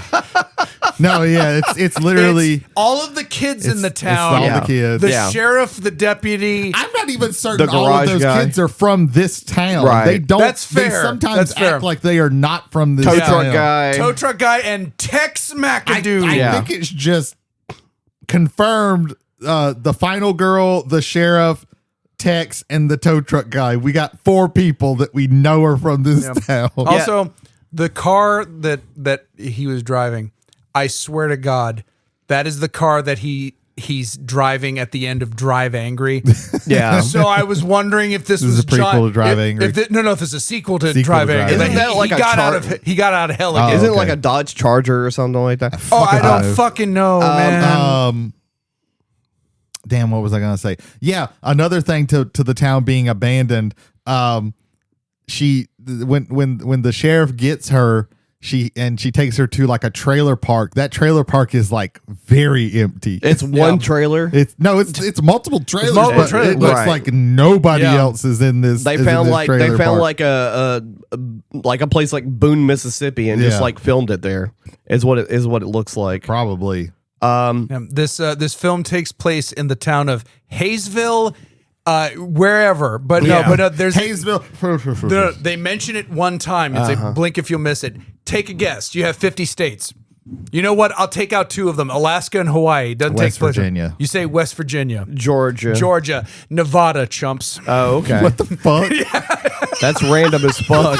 What the fuck? Your eyes brightened. Holy shit! There's a lot of places this movie could have taken place. Yeah. And and out of all of them, Nevada is not one of them. Has that person ever been to Nevada? I will say that there are some places in Nevada that look like West Virginia? that look like West Virginia. There's some because places- because it's mountainy and scrub brushy and a whole bunch of other stuff There's like some that. places in California that look like that Yeah, too. no, Well, that's, yeah, that's a because fair California statement. is like half of a country. It's like the length of a country. Yeah. Literally, it's almost. the length of Japan. Yeah, Japan that's and true. California are like the Yeah. same, like That's true. size So wise. of course, like there's going to be a wide variety, but Nevada is not Right. a country. Well, to be fair, you don't see a lot of green vegetation there. That you see a whole bunch of scrub plants and shit.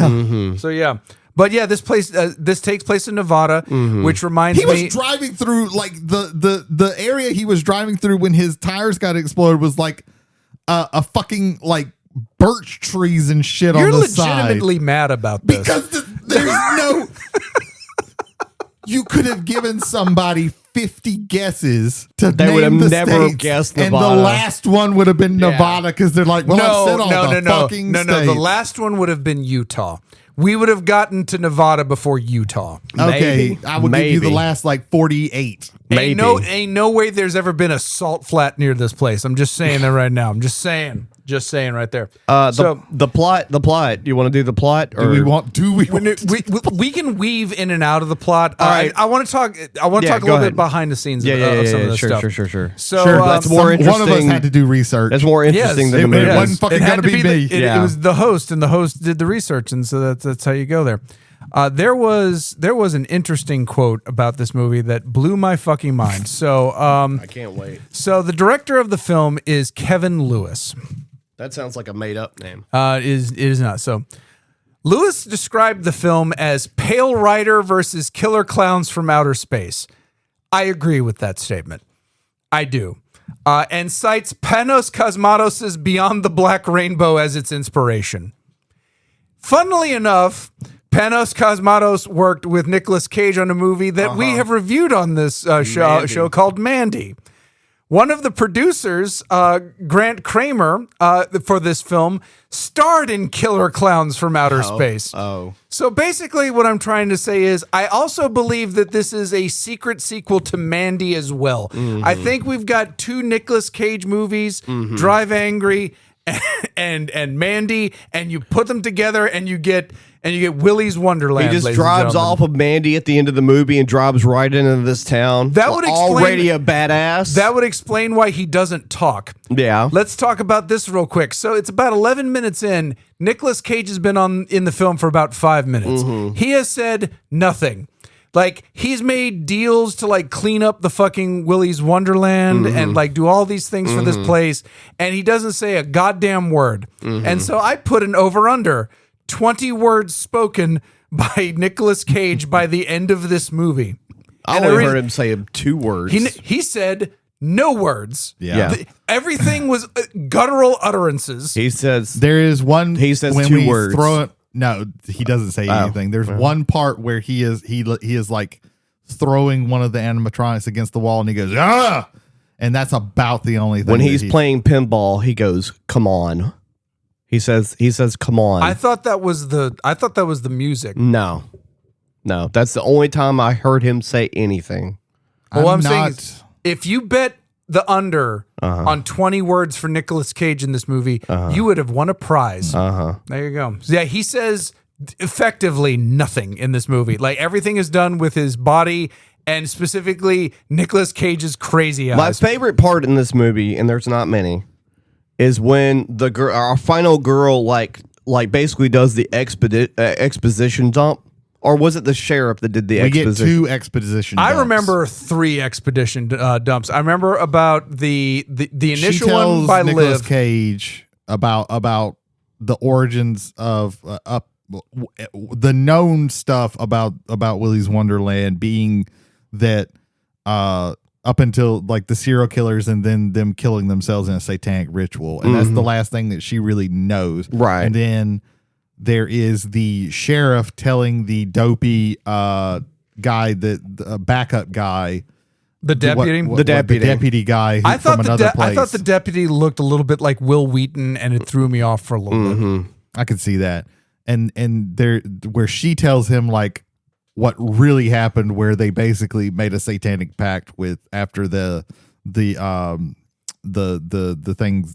things came alive and started, and they were going to like tear it down, but they decided not to. Well, they decided not to because they were they didn't want to release them because they were already killing everybody in town, and so we decided, okay, we're gonna just fucking look. If you just stay here, we'll bring you drifters. Yeah, that's why the town's empty, because the animatronics ate all of them. I guess so. Like there was actual like genocide of the town of Hayesville. It was fucking insane, and so that's why there's only 4 people in town. Yeah. If you would have told me this was an actual like pandemic filming, I would have believed it because of how few people there were. And Right. like nobody.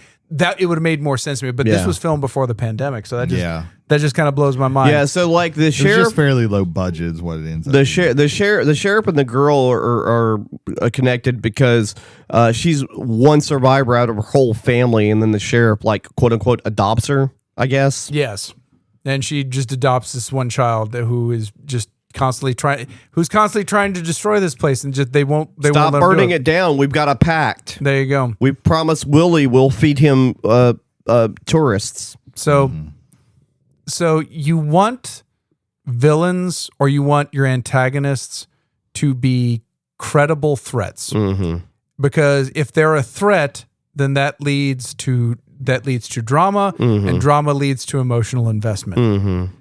These things are just too easy to kill if you're Nicolas Cage. Well, that's the thing. Like he and I get what they want him.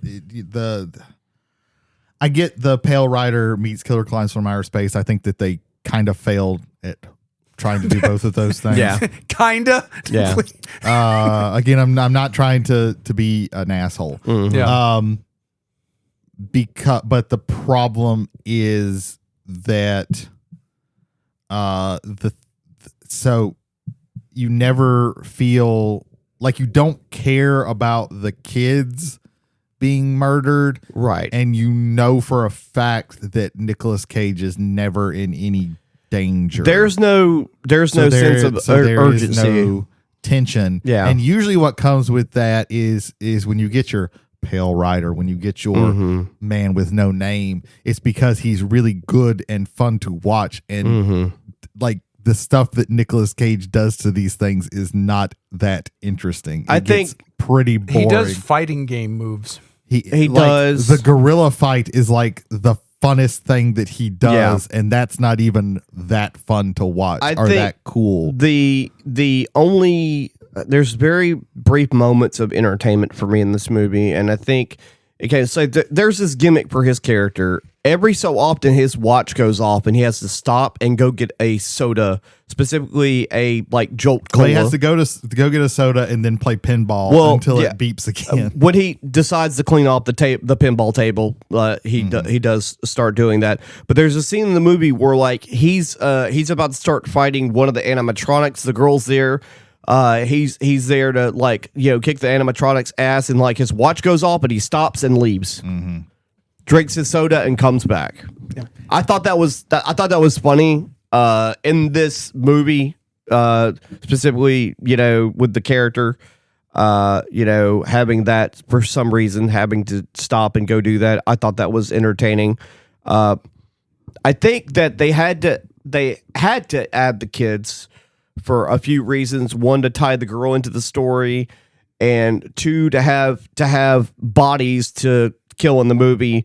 The kids basically ended up becoming the trope that you have in all horror movies. In fact, I think it would have almost been better if the kids would have already been trapped in there, this whole time, and then he shows up and sort of like quote unquote saves them or whatever. Yeah. It was weird choices. Like, this movie had potential if they would have chosen to do a few things differently, but the kids did end up being more the horror movie fodder, like the 5 kids that you have in any given horror movie situation, like Evil Dead or slash the Scooby-Doo gang. Yeah, Well, it's very Evil Dead 1. It's very in many ways. Yeah.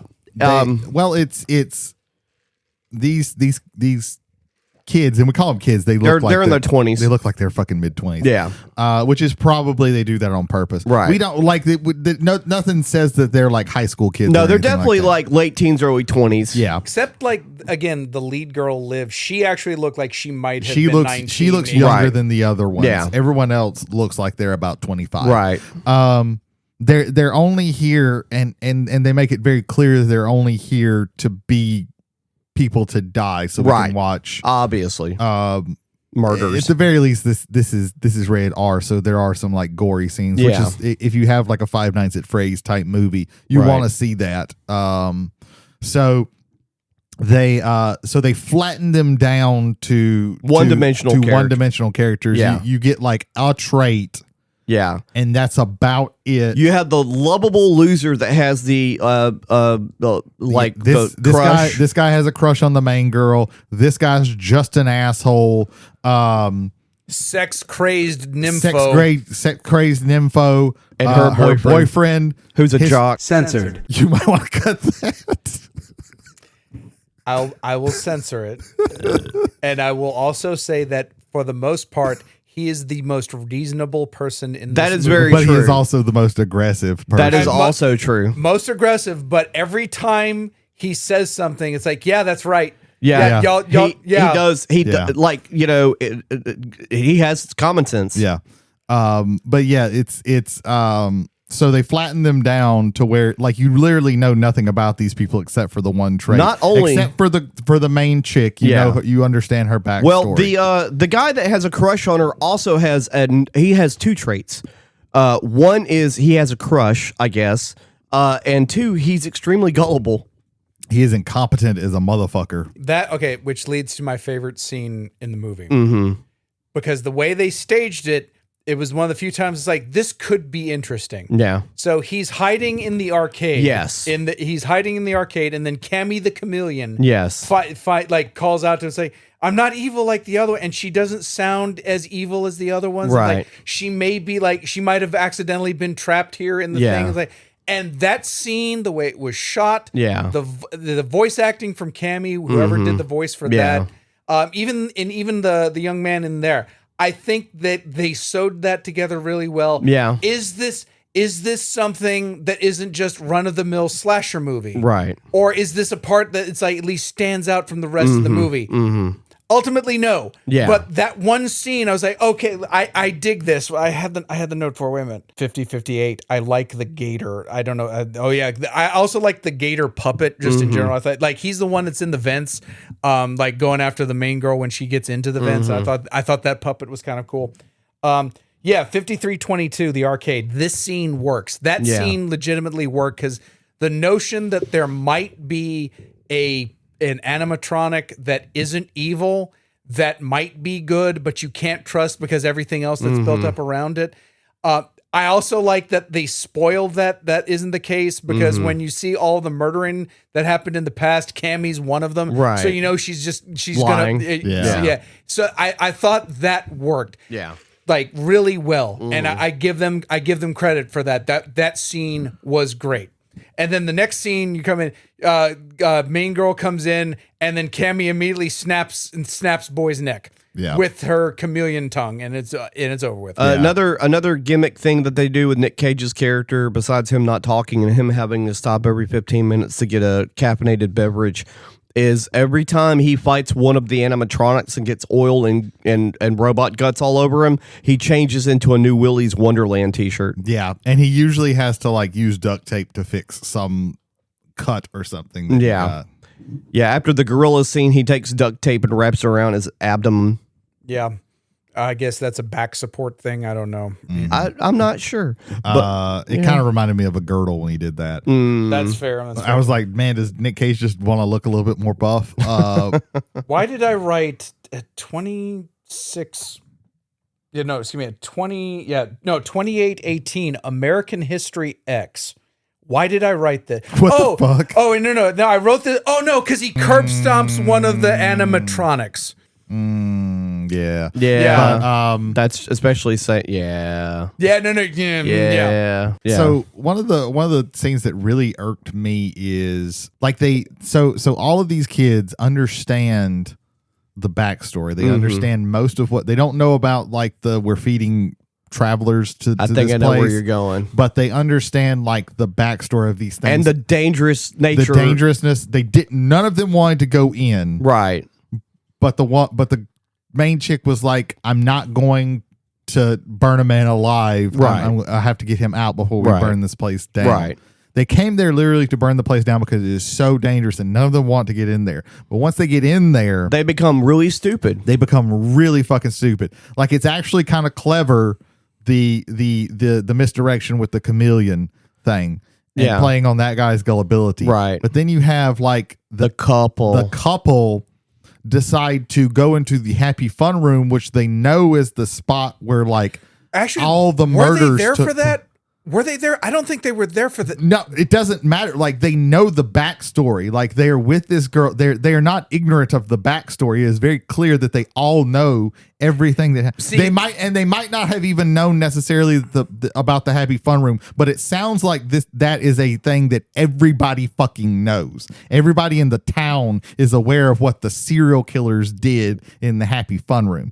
But they decide to go to the happy fun room to fuck. And while they're fucking, one of the animatronics shows up, the gator, but regardless of whether they know about the happy fun room, they know that the things come alive. Yeah. Like, they know that the things come alive and kill people. And one of them shows up and they're just like, was that thing always that? Like, they act like they just forget. The dude's like, I don't care. He can watch. What the fuck, bro? Like 5 minutes ago, you were like, we shouldn't be here. You know that you were the one who. You were the one that said. I was like, what? You were the one with common sense. I was like, Jesus fucking Christ. And I think a lot of this movie was made with this tongue-in-cheekness that they wanted to do that just does not fucking work. I will once again quote Chris Christopherson, legitimate Rhodes Scholar, Academy Award-winning actor from Blade 2, from the deleted scenes. Never underestimate the power of the pussy. One hair off that thing will drag a train up a 3-mile grade. That's why he was cool with it. There you go. Before the kid gets duped by the lizard, he calls the sheriff's office from the ball pit that he's hiding in or whatever he's hiding in. Yeah. And she answers. She's telling the deputy. Deputy's like, "What were you going to be doing?" She's like, "Hopefully ignoring any phone calls. Hopefully we won't get any phone calls." And then there's a phone call. She picks it up. She talks to him for a second and then hangs up. Says, "Suck it up," and then hangs up. And then she hangs up and goes, "Prank call." And then she answers a second time. And they're like, "We got to go to Willy's Wonderland. The kids are in there," or some stupid shit or whatever.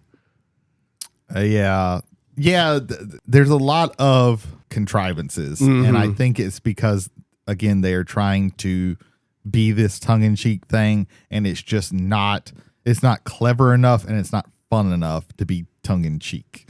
Let me pose this question then. So movies like Birdemic, The Room, the reason why they can be laughed at is because they're trying to earnestly do a dramatic or horror movie. Yeah.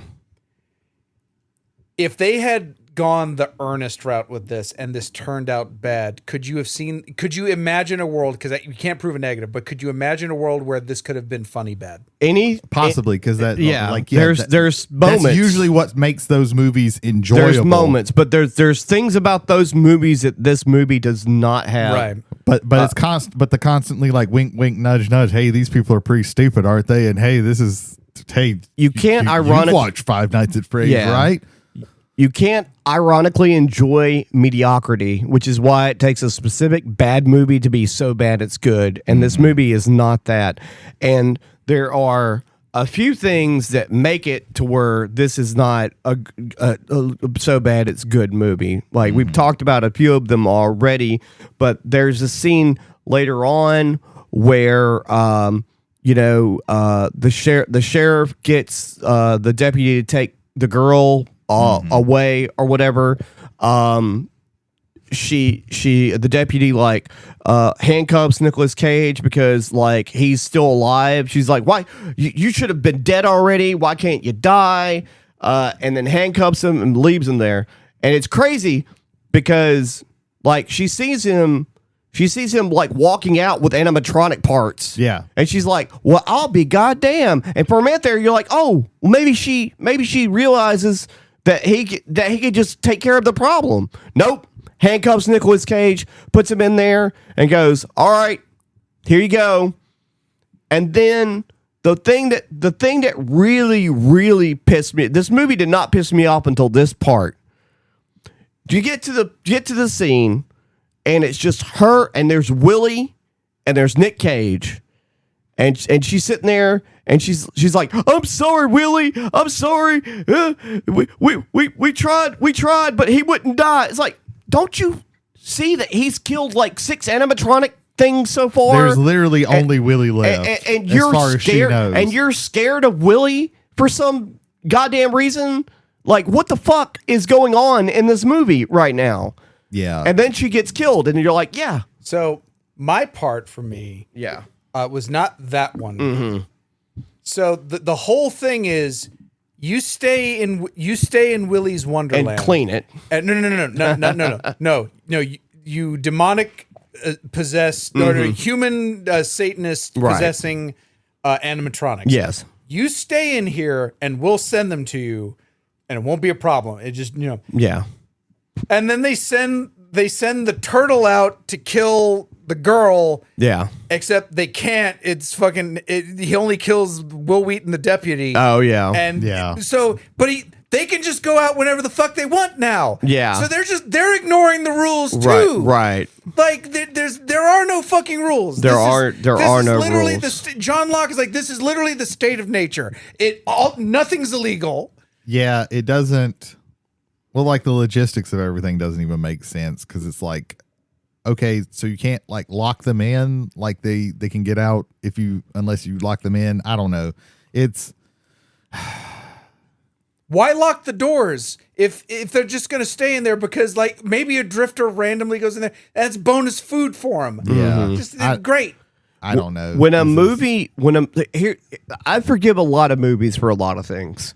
Because you can have plot holes in a movie and that's fine. You can, but they cannot ignore some of the best movies in the world have plot holes, but they're good enough to where you're not even thinking about it until later on. Yeah, this is while I'm watching. While I'm watching the movie and I'm like, what the fuck? This doesn't make sense. That's a problem. And you can't just say, oh, we're doing it because to be tongue in cheek. Yeah, there's some general things that you can ignore in movies. The movie itself can ignore, and it work.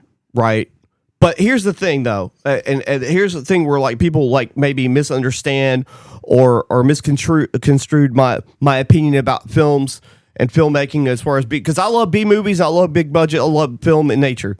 Like, period. I love cinema.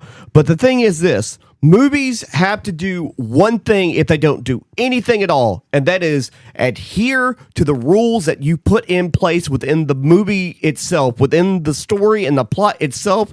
You have to adhere to the rules unless there's something that happens in the movie that explains why that rule can be broken.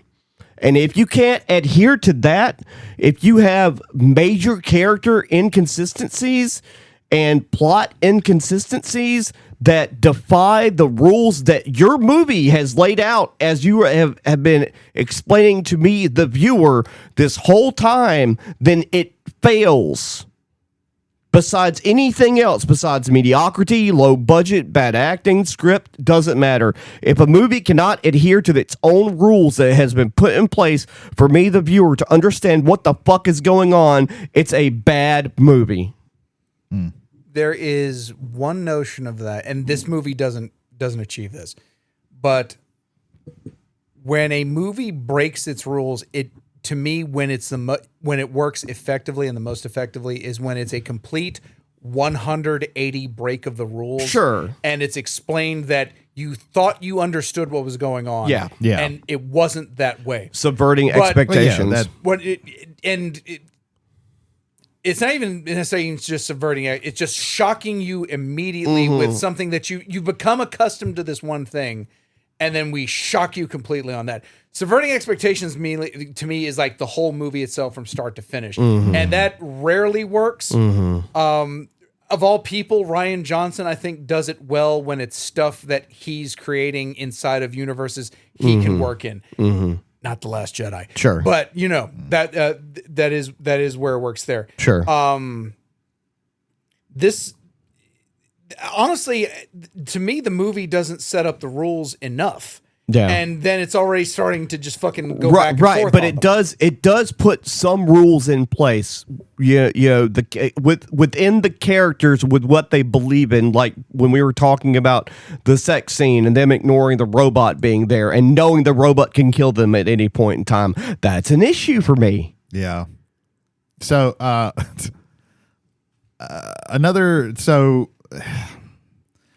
get what this director and writer were trying to do. I just think that they fail on pretty much every level. Like they throw in like all these weird lens flares, and it's like, yeah, I get it. I watched the Star Trek remake too. I understand. I think that. a more applicable one would be Super 8. But Yeah, same difference. It's the same guy. But I get. Like I said, I get he wants this aesthetic that he really does that the movie didn't have the budget to really do. Because like Killer Clowns from Outer Space, that would have been like that super bright aesthetic that cotton candy aesthetic that it has. I could see that being fun, but like I think that pops mainly in that movie because it's dark the whole time. Everything looks so boring and flat. We keep calling them animatronics. They are so clearly just people in suits. Especially the nymph or whatever. And, yeah, that one especially. The alligator. The actress in there is credited as the, like, it's not like like the voice of, no, she's the actual person. That was in there. Yeah. The alligator also like really, they are very, very, very, and I get it. Like you don't have a ton of budget. Right. I understand that. But goddamn, it literally just looks like they went to and fucking rented some costumes. Yeah. I never once feel like these are animatronics that are moving. It's always so clear that this is just a person in a suit. And that also like I can't even like go with the fiction that they also don't feel like threatening. That is something that like Five Nights at Freddy's, which I get, which is a much bigger budget movie, right, succeeds at. Those things look and feel like animatronics. Yeah. But again, that's tons more money were be able to be seen, although probably not quite as much since it was a Blumhouse movie. Right. But let's even go back to the original media for Five Nights. One of the reasons that game works so well is you are stuck in one place and you basically can only be defensive. Right. You can't you can keep them from killing you, but you can't attack them back. Sure. And so you have this notion of powerlessness in there. At no point, even when he's handcuffed behind his back, flawless. he just can kill anything and everybody. Yeah. yeah, There's no weakness for the character. Yeah, he and I get that again. Like I explained why sometimes that can work. I mean that it works with John Wick because he's doing cool shit all the fucking time. Right. Yeah. Like the But fight scenes are fun to watch. The fight scenes in this are not fun to watch. But they even then, like he gets kicked down like 800 flights of stairs. Yeah. He's hurt. Yeah. He's beaten up. He loses a fucking finger in I think Yeah. the third movie. Yeah. He gets shot. Yeah. Like and he's clearly hurt and wounded. Right. It might not kill him, but at least it endangers him. Yeah. Like the final battle, it's sort of like the to set up the final battle, fucking Willy cuts the fucking sheriff in half with one swipe, and like, Right. okay, this is the final. This and is then the, swipes at him like 5 times and does 0 damage. and like scratches him up a little bit, and Yeah. then the next time you see Nicolas Cage, there isn't even the original scar that he got from the first fight. yeah. Real quick, the ostrich. I wrote down in my notes discount Skeksis. Oh, nice. That thing was that okay, I take it back. They weren't all they weren't all you could always tell when they did some CGI. And the ostrich was like 99% CGI. And it looked so bad. So bad. I think there were parts where like the alligator when he's killing the alligator, you can clearly see they changed to a CGI shot. I liked the kill on the alligator because it reminded me of the King Kong remake, when King Kong got the dinosaur and he like rips his splits his mouth and just rips his. That jaw was and skull. probably legitimately the most interesting kill that he had, but even that was just like very meh because he didn't really do anything leading up to that. He just knocked the thing down and then pull its jaws apart. one of the dumbest scenes in the movie is also the last scene in the movie. Okay. With a car exploding. Oh yeah, that was yeah. really fucking stupid. Yeah. Like why would you do like That was the second like on the floor laughing my ass off moment. Yeah, it was- I'll give you my yeah. first one here in a little bit. But yeah. I laughed because that was It was so absurd. that wasn't just CGI. That was Mid-Journey. Like Jesus Christ. It was also absurd. Well, it was meant to like on one hand it feels like it was meant to catch you off guard and be like a capstone of the movie. Right. On the other hand, it was very clearly telegraphed. Like you knew Obviously. what the fuck Obviously knew what was happening. was going to happen. Mile away. So there was no like No tension at or all. surprise or anything. Right. That's a big thing with this is like there's no tension anywhere in the movie. There's no setup or payoff for almost everything that happens in the movie. Everything is so clear and like foreshadowing can be a really good thing to do. Yeah. But you're just clearly signposting neon fucking signs with flashing arrows. This is about to saying, happen. This is about to happen. Yeah. And you're like, oh, is it going to happen in an interesting way? Nope. It's just going to happen. Yeah. It's just going to happen. That's this movie. Stuff just happens. He's just going to do like they're going to get killed in not an interesting way. Yeah. Again, at the very least, we have blood. I can say that. And Though then, some of it sometimes it's CGI. yeah, it's The sheriff I would venture a guess that it is all CGI blood. Okay. Yeah. The sheriff. I'll say it like this.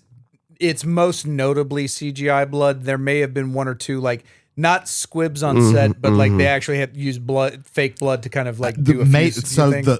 the first cut that he gets, that's real. Yeah. Pretty much everything else, I would venture to guess, because they do this a lot in movies.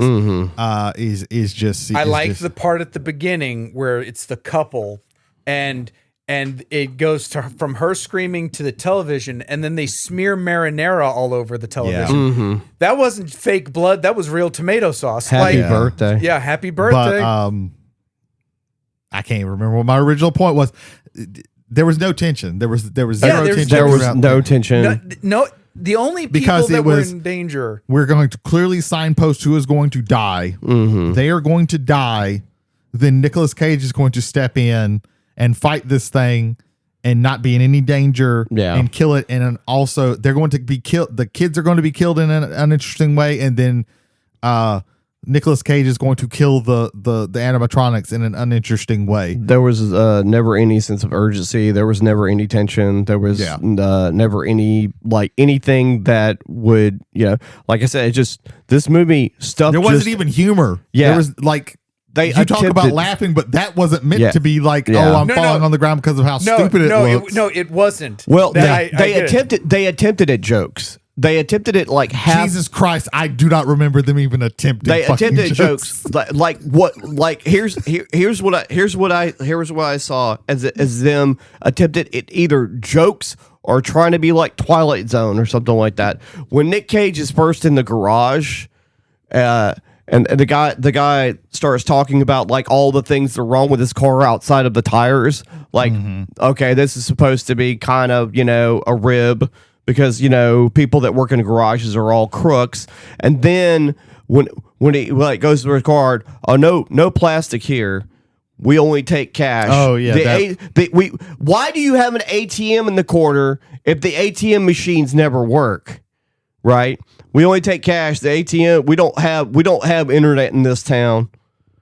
I think that was supposed to be some sort of attempt at humor for podunk towns or something like that. What we're supposed to be doing in this is going, oh, he's setting him up. And we're supposed to also understand that Nicolas Cage's character probably understands.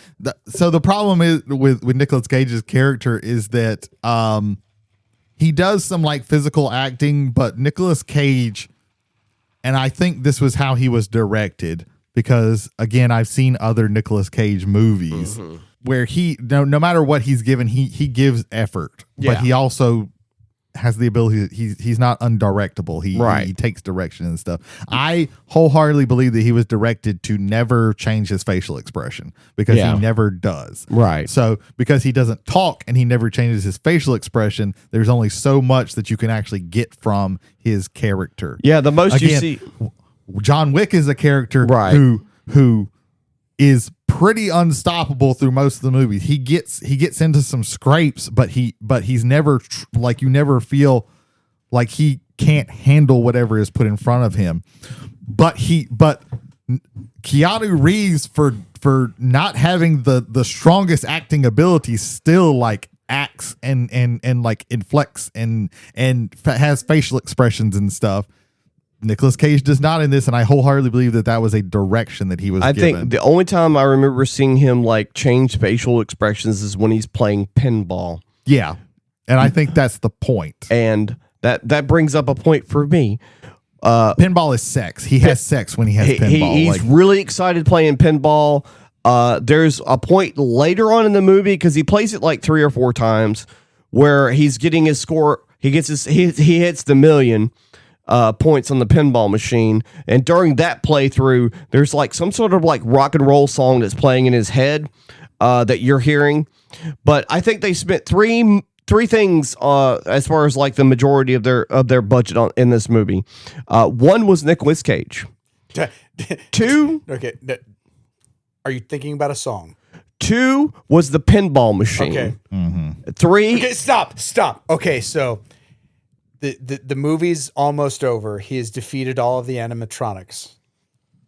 And 1 hour, 18 minutes, and 14 seconds. I'm is this really playing right now? Freebird starts playing. Is this really playing right now? And I lost my mind. I was on the floor laughing my ass off. Yeah. I thought that was hilarious. And I was like, wait, and the only thing I had left was, is this the real Freebird? Yeah, or that did was they me too. do a cover of That was me Freebird? too. I didn't know And if they I'm were like, no. I stopped laughing, and Yeah. I'm no. I'm not even kidding. Yeah. The computer's on the table. Right. I'm on my knee, getting up off the Yeah, floor, and I'm yeah. staying there, and I'm waiting for whether or not I hear Van Zandt or not. And I'm like, if I leave, and it's like, oh, and I was back to laughing again. I was thinking that there was a point where they were just going to play like the instrumental version of the song, and they couldn't afford the actual whole song, but they played the whole song about. And I'm like, I can't. I had to pause it. I couldn't stop laughing. This movie's $5 million budget was 90% Nicolas Cage and 10% Freebird. Yeah. That was, oh my God. I was on the floor crying laughing. That was at least $2 billion. They actually didn't. Now that I'm thinking about it, they did Freebird, but they didn't do, because usually what will happen is when things ramp up, that's when they go into the solo. But they didn't even use the solo, did they? No, No. they didn't. They just used the slower parts. That is, They used the opening part where it's like, yeah. and I feel like somebody came up with that idea and really patted themselves on the back for it. They were like, man, I am a really good script writer, or I'm really good at making movies. I have twice in my life been brought to laughing tears because of Freebird. This was the second time. The first time was I was at the wedding of a friend of mine, and their wedding song was Freebird. I would like to remind people that the first lyric of Freebird is, If I leave here tomorrow, Yeah. will you still remember me? Right. And it's about leaving a woman behind. Yeah, well, most people don't listen to lyrics. Spoiler on that marriage, they're divorced. Oh. Speaking of divorce, I think we should divorce ourselves from this movie. I think we're done, right? Like, we've talked about the ending already. So if you want to check out the director's other films, one Kevin Lewis, you can check out The Drop, or Pig Hill, just came out this year, or Malibu Spring Break from 2003. That's also a movie from like 1986. Oak from 2024. The Accursed from 2022. I'm good. His follow-up, The Third Nail. I think that's a Christian movie. That sounds very Jesus-like. There's a crucifix in the thing. Dark Heart, especially Malibu Spring Break. Check that one. Is that how Nicolas Cage heard about this? Because Dark Heart is like something called Downward Angel. I don't want to watch that. No. That's a sex move. Well, one of two things. One, The poster for Downward Angel has the DVD logo in the bottom. I'm gonna do my summary right now. There's a commercial break because I really have to pee. Okay. I'm just going to very quickly, since Brady's listing movies, I'm going to list movies that this movie reminded me of. Here we go.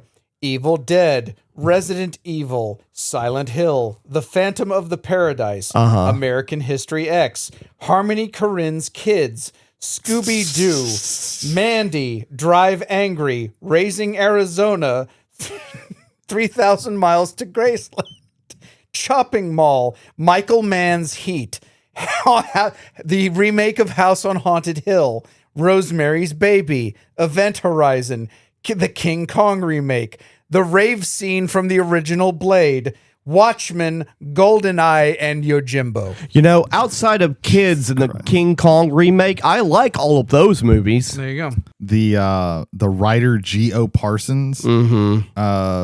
That's G That- period yeah. O period. Was in Yeah. an episode, played Wes in an episode of Criminal Minds. Interesting. Just Criminal Minds, not one of the sequel series. Right. Yeah, that dude's weird. Yeah. Don't watch Gummo. Just don't. Or his third movie where he went around. He also wrote Shark Week. Okay. Well, we're gonna end it on that one. That's a credit on IMDb. We're gonna end it. We're on gonna end it on Shark Week. Yeah. because someone has to pee, Yeah. and we go too far. Lionel, legitimately, thank you for presenting this. I will say thank you also because I would have never watched this if not been suggested. Yes. I knew from previous things that I had read and watched this movie that I was probably not going to watch this movie. So I did come in with negative expectations. You were also previously inoculated by seeing the Five Nights at Freddy's movie, I think. No, all that does is make it worse because now I've seen both of these. That's very nihilistic of you. I came in here with low expectations and it met them. I came in with 0 expectations and it lowered them. Yeah. So I mean, if you like it and you think this is a great fun movie to watch, I get it. I think that the movie fails on what it's trying to do. Yeah. I will say that in my personal opinion, if you think this movie is a cinematic masterpiece, you should watch The Burbs and come back to me. It's on Tubi. That's BURBS. Yeah. That movie is a cinematic masterpiece. The Birds too. That's a good You movie. can also watch The Birds. Wait, you can watch The Birds also, not The Birds 2. No. You don't want to watch that one. Yeah. Or The Thorn Birds. That doesn't even have birds in it. Or watch that's just false advertising. Or just watch Roar, another movie where Tippi Hedren is destroyed by the wildlife. Let's film this movie with actual lions. She made the choice to do that one though. Yeah, that is that fair. was a passion project. Yeah, that took like years. But no, legitimately, because Lionel, thank you very much. We do Thanks, appreciate bud. it. This has not. Thank you. Please don't ever do it again. Yeah.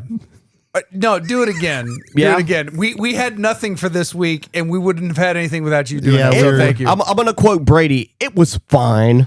I'll quote Brady. It was a movie. It was aggressively mid. Yeah. Unlike The Rise of Skywalker, this was a movie. This was a movie. Yes. That is true. You technically cannot argue that it was not. It wasn't. It wasn't just a series of coincidences. Yes. It was a movie. All right. We'd like to thank Magnarb Gaming for providing us this wonderful recording space for which we can record this and put it out to you, our wonderful passengers. Anything super cool going on? Do we know? Like the person who works here. Bunny's already happened. Yeah, so. we had the Lola's Bunny Rescue here in South Mississippi. We did a charity fundraiser where if you were playing D&D tonight and you didn't like your die roll, spend $1 and you get to re-roll it. As upwards of like one table rolled 55 times and gave $55 to Hell yeah. Bunny. They also had awesome waffle cookie snacks that were also very delicious. Yep. So thank you very much, Magnarb Gaming. We don't know what we're doing again this week. Nope. Lionel, give us another idea. Too late. We'll come up with one after I use the bathroom. Probably Superman, maybe. That would be fun. Anyway, for Travelers on the Omnibus, I'm James McCarthy.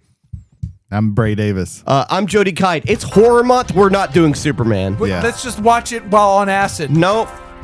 That's not how that works. What if it gives us a bad trip? There you go. It's one of the other keys, bronze keys. You'll figure it out. Oh my god. Do it. You'll be fine. He's still going to be trying keys. Oh my god! By the time we get there, that's gonna be fucked up for him. So how you been? It's been all right. Okay, that's good. You want to talk about anything? No, not particularly. Not particularly. I'm ready for you to hit the button. Hit the button and just be done with it. Okay, I'm just because he needs to pee. Okay, It's funny that way. Sure.